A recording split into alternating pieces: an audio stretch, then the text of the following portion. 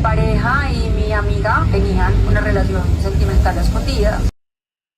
Seguridad me contaron muchas situaciones que habían sucedido con mi expareja y con mi amiga. Que mi expareja y mi amiga tenían una relación sentimental a escondidas.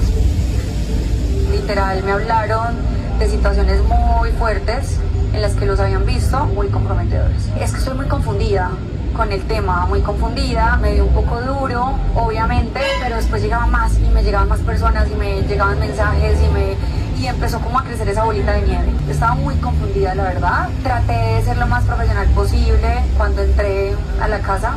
Igual también tenía muchas restricciones. Producción me puso muchísimas restricciones, entonces por eso fue que no me pude comunicar muy bien. Me puse a llorar en el camerino antes de ingresar, me dio mucho sentimiento, pero ya después de entrar... No me gustan los maridos ajenos.